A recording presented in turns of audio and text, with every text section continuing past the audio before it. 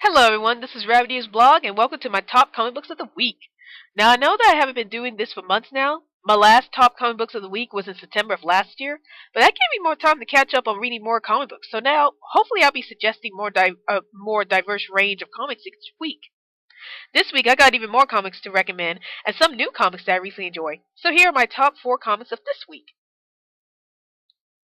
Comic book pick number 1, Astonishing X-Men Torn Volume 3. Written by Joss Whedon, artwork by John Cassaday, published by Marvel Comics, era 2000s. In this volume, the X-Men have recovered from their battle with Danger in the last arc, Dangerous, and are now peacefully enjoying their time with each other. Unfortunately, a more sinister force is at hand when it seems that Emma Frost is secretly working for the newly found Hellfire Club, and things start to get deep really fast. I love this volume just as much as I loved the previous volumes, as not only was the story getting more interesting, what with the Hellfire Club coming back to full power with Cassandra Nova at the helm, but we also get some really good character moments in this volume. I love the way that the bulk of the story focuses on going inside the character's innermost feelings, like the scene where Emma Frost attempted to get inside Cyclops' head about why he can't control his optic blast. I also love the growing relationship between Kitty and Colossus, as it shows that they truly care for each other, and I love the way that Joss Whedon took their relationship to another level by actually delving into their personal conflicts with their relationship. John Cassaday's artwork is truly amazing, especially whenever he illustrates the characters' facial expressions and shadows, which makes them look truly intimidating. Comic book pick number 2, Locke and Key Keys to the Kingdom, Volume 4. Written by Joe Hill, artwork by Gabriel Rodriguez, published by IDW Comics, era 2010s. In this volume, there are several different stories that involve the Locke kids' adventures at their new home, which includes a story called Sparrow, that is a tribute to Bill Watterson's well-known comic strip Calvin and Hobbes, and how in that story, the Locke kids finds a key that could turn anyone into a wolf, and Tyler discovering the dark secret of Zach Wells. What can I say? Joe Hill's Locke and Key series just keeps getting better and better. This was pretty much the first volume I had read from the Locke and Key series where we have several different stories going on in one volume, and yet somehow all of the stories connected so well with each other as it basically details the Locke kids' adventures in their new home and how they are close to discovering Zach Wells' true identity. I love the way that Joe Hill continues to develop the characters, especially Kenzie as her relationship with Jamal and Scott is truly fun to look at, and I really enjoy the Calvin and Hobbes tribute in the story Sparrow, since I had always enjoyed the Calvin and Hobbes comics when I was little.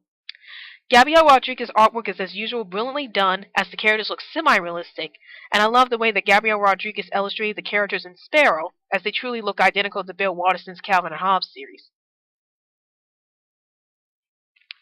Comic book pick number 3, American Vampire Volume 1, written by Scott Snyder and Stephen King, artwork by Raphael Albuquerque, published by Vertigo Comics, era 2010s.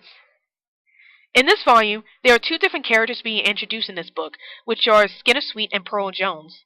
In Skinner Sweet's story, we learn that he becomes the first American vampire, while with Pearl's story, we learn how Pearl was an aspiring actress who later on becomes a victim of a vampire attack.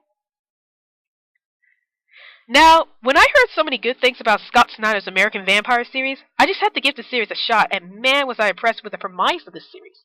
I love the way that Scott Snyder created a series about a vampire actually originating in America, since most vampire stories have the vampires originating in Europe. I was also impressed with the fact that Stephen King made his debut in the graphic novel world, as he wrote Skinner Sweet's backstory in the 1800s America, and I love the way that it just flowed naturally with Scott Snyder's side of the story that involves Pearl Jones living in the 1920s, as the 2 stories slowly intertwine with each other. Raphael Albuquerque's artwork is truly dramatic, even though it's a bit scratchy, but I think that it fits the dark tone of the story very well, and I love the fact that the vampires actually look monstrous, rather than handsome and glamorous as you would see in any Twilight film.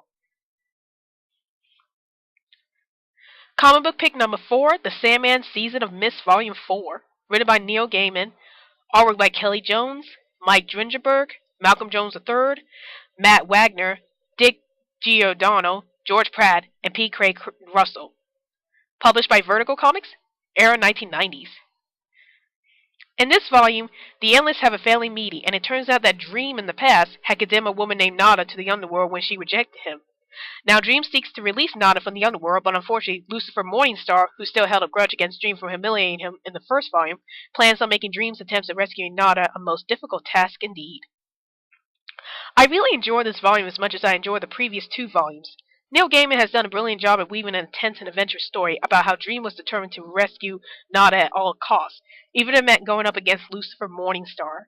What I always love about the Sandman series were the many different artists involved in telling the stories of Dream, and Kelly Jones, Mike Dringenberg, Malcolm Jones III, Matt Wagner, Dick Giordano, George Pratt, and P. Craig Rosso all contributed greatly to this volume, as their artworks of the underworld were truly terrifying and really brought out the terror of the underworld. Well, that's my top comic books of the week, and I would highly recommend these comics to any old-time and new-time comic book fan. Also, since these are the shorter reviews of the comics I pick out, if you want me to give out a more detailed review on these comics, please feel free to comment below and I'll see what I can do with it. Also, I just wanted to let everyone know that I would start posting new videos every Sunday or Monday, depending on which day I could get the videos posted, and if you don't see any new videos on Sunday or Monday, then I will likely post the videos on Tuesday or Wednesday. This is Rabbitearsblog, and I'll see you later.